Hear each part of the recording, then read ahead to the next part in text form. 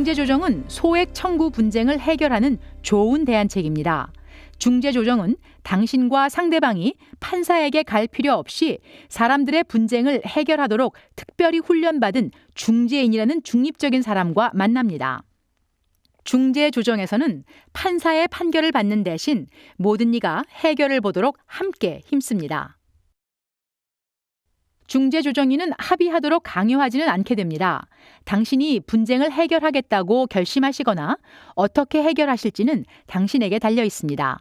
또한 합의할 수 없으면 판사가 사건을 결정하도록 할 수 있습니다. 중재조정으로 잃을 것은 없고 얻을 것은 많습니다. 당신이 원고이든 피고이든 소액 청구 분쟁을 중재조정하는 것이 좋은 일인 이유가 많이 있습니다. 많은 사람들은 법원 심리보다 중재조정의 절차와 결과에 더 만족합니다. 다음과 같은 이유로 당신의 사건을 중재조정하도록 고려해 보십시오.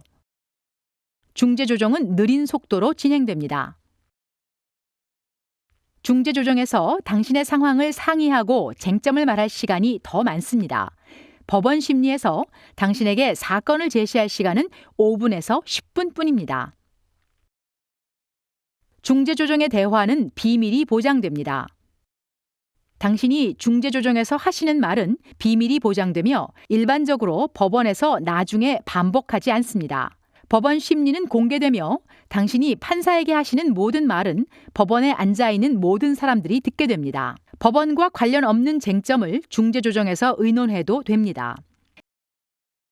중재조정에서 판사님이 법으로 고려하지 않긴 하지만 당신에게 매우 중요하며 분쟁에 대해 어떻게 느끼는지에 대한 쟁점을 당신이 말해도 됩니다. 당신이 판사님께 가게 되면 판사님은 사건의 사실을 가지고 법을 적용하고 법과 관련 있는 사실만을 참작하십니다. 중재조정의 합의는 돈에 국한되지 않습니다. 일반적으로 판사님이 한쪽이 다른 쪽에게 돈을 빚지고 있는지 판결합니다.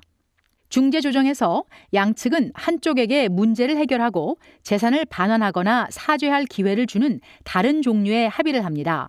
중재조정에서 당신과 당신의 특별한 상황에 잘 맞는 합의를 할 여지가 더 많습니다. 중재조정에서 사건을 합의할 마감일은 없습니다. 다른 종류의 사건마다 접수 마감일이 다릅니다. 당신의 특정한 사건에 대한 마감일이 지난 후에 법원에 사건을 접수하게 되면 판사님은 법을 적용해야만 하고 당신은 패소하게 됩니다. 하지만 중재조정에서 당신, 상대측, 중재조정인이 판사님보다 더 융통성이 있으므로 사건을 해결 보실 수 있으며 법이 정한 바를 넘어서 합의를 볼 수 있습니다. 중재조정은 분쟁하는 당사자들의 관계를 지켜줍니다. 중재조정은 이웃과 가족들 사이의 분쟁에서 특히 이득입니다. 판사님이 판결을 내리는 대신 당사자들이 서로 노력하여 합의하도록 합니다. 이로써 향후 갈등을 피하거나 해결하는 데 도움이 됩니다. 중재된 합의는 종종 다음과 같이 될 가능성이 큽니다. 판사님이 판결을 내리는 경우 일반적으로 한쪽이 그 명령을 안 좋아하며 대부분 양측 다 불만족스러워합니다. 중재조정에서 일반적으로 양측이 결과에 동의하므로 모든 사람이 따를 가능성이 높아집니다. 당신의 돈이나 재산을 회수하기 더 쉽게 됩니다. 중재조정으로 합의에 도달하면 더 이상 법원 심리에 갈 필요가 없게 됩니다. 그 합의에서 나온 부분이기 때문에 상대 측이 당신에게 지급할 가능성이 높아집니다.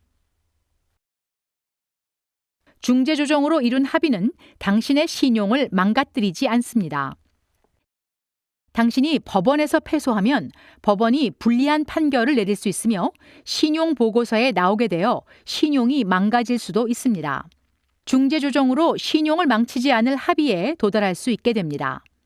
당신은 아무 때나 중재조정에 가시면 됩니다.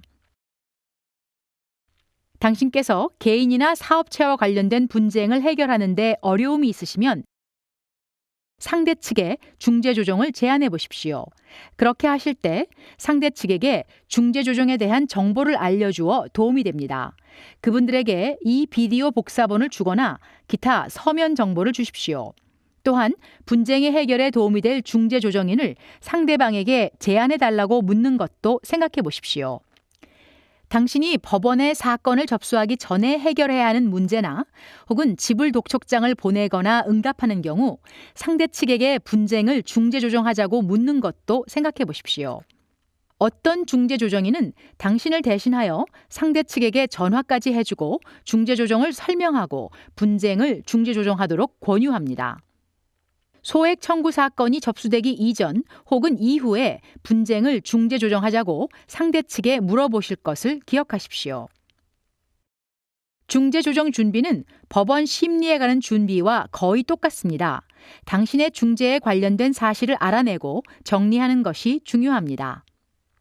그리고 당신에게 유리한 사실뿐만 아니라 상대 측에게 유리한 사실에 대해서도 확실히 알아두셔야 합니다. 또한 당신의 분쟁에 적용되는 법을 이해하시는 게 중요합니다.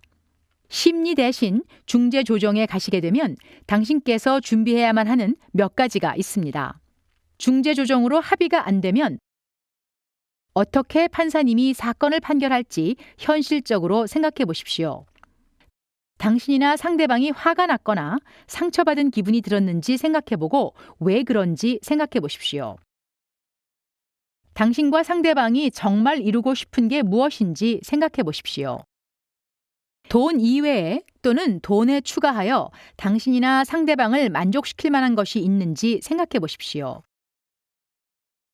양측이 심리에 가지 않고 합의하거나 혹은 패소할 가능성 혹은 승소의 경우 회수하지 못할 가능성에 대하여 합의하는 대안책을 마련해 두십시오. 심리에서와 마찬가지로 법원은 통역을 제공하지 않게 되므로 영어를 잘 못하거나 이해가 잘 안 되시면 중재조정에 통역을 데려오셔야만 함을 기억해 두십시오. 중재조정에서 분쟁에 대한 당신의 입장을 분명히 제시하시고 상대방의 관점을 주의 깊게 들으셔야만 합니다. 어떻게 분쟁을 합의할지 제안을 하시겠지만 다른 의견도 열린 마음으로 들으십시오. 중재조정은 주고받는 것임을 기억하십시오. 모든 사람은 자신만의 관점이 있습니다. 당신께서 스스로 100% 맞다고 느끼시더라도 문제를 잘 이해하고 분쟁의 해결에 도움이 될 만한 것을 배우게 됩니다. 다수의 카운티에는 강제 퇴거가 접수되기 전후에 무료이거나 저렴한 중재조정인을 제공해드리는 비영리 분쟁 해결 프로그램이 있습니다. 다수의 소액 청구 법원은 심리 전이나 심리날에 법원에서 무료이거나 저렴한 중재조정인을 제공합니다. 여러 지역사회에 개인 중재조정인들이 있으며 옐로우 페이지, 신문, 인터넷 등에 자주 광고를 합니다. 개인 중재 조정인들의 배경 및 수수료는 상당히 차이가 있으므로 반드시 물어보십시오. 당신에게 가까운 프로그램을 찾으시려면 당신의 지역에 있는 중재 조정 프로그램 명단을 법원에 문의하십시오.